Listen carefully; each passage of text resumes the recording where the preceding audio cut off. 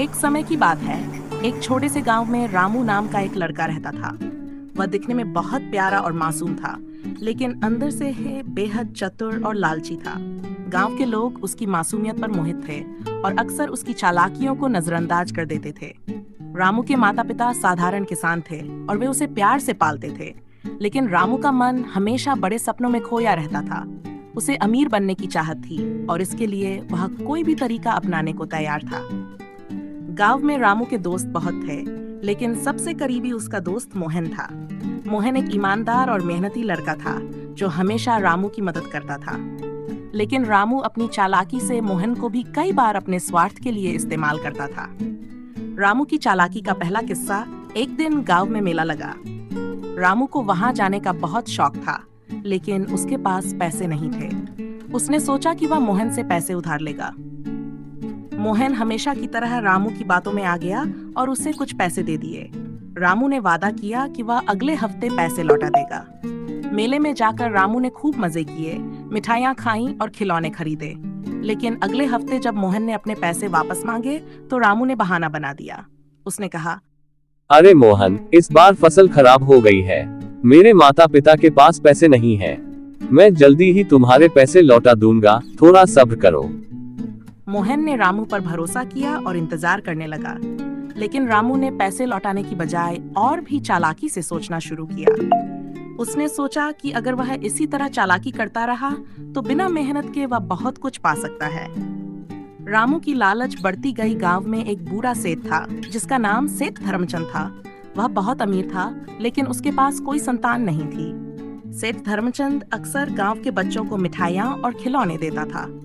रामू को लगा कि अगर वह सेठ धर्मचंद के करीब हो जाएगा तो उसे भी उससे कुछ फायदा हो सकता है। रामू ने चालाकी से सेठ धर्मचंद की सेवा शुरू कर दी। वह हर दिन उसके घर जाता, उसके छोटे छोटे काम करता और हमेशा उसके सामने अपनी मासूमियत का ढोंग करता। सेठ धर्मचंद को भी रामू का यह स्वभाव अच्छा लगा और वह उसे प्यार करने लगा।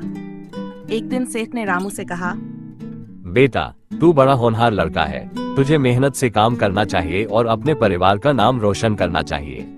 सेठ जी, मैं तो हमेशा से मेहनत करना चाहता हूँ, लेकिन हमारे पास खेती बाड़ी से ज्यादा कुछ नहीं है। अगर आपके जैसा कोई दानी व्यक्ति मेरी मदद कर दे तो मैं भी अमीर बन सकता हूँ। सेठ धर्मचंद उसकी बातों में आ गया और उसे कुछ पैसे उधार दे दिए, ये सोचकर कि वह भविष्य में कुछ अच्छा करेगा। लेकिन रामू की नीयत कुछ और थी। उसने पैसे मिलते ही उन पैसों को मौज मस्ती में खर्च करना शुरू कर दिया। मोहन की ईमानदारी और रामू की चालाकी। इधर मोहन ने रामू से फिर से अपने पैसे मांगे। इस बार रामू ने उसे टालते हुए कहा,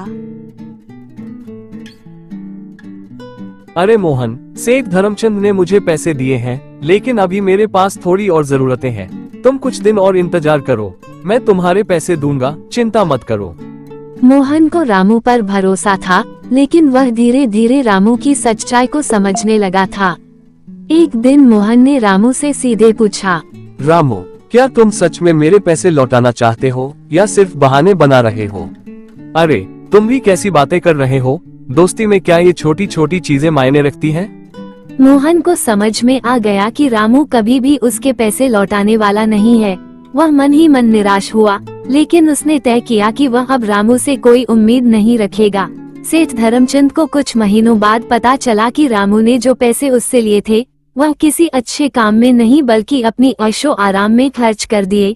सेठ को बहुत बुरा लगा और उसने रामू से कहा, बेटा, मैंने सोचा था कि तुम मेहनत करोगे और अपने जीवन को सुधारोगे, लेकिन तुमने मेरा भरोसा तोड़ा।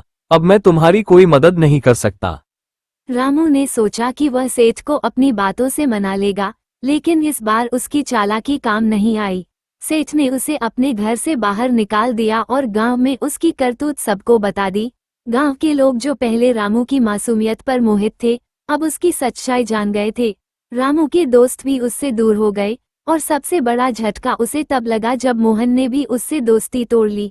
रामू का लालच और चालाकी उसे कुछ समय के लिए फायदे में तो रख सकते थे, लेकिन आखिरकार उसने सब कुछ खो दिया। गांव में उसकी इज्जत खत्म हो गई और उसके पास वापस जाने का कोई रास्ता नहीं बचा।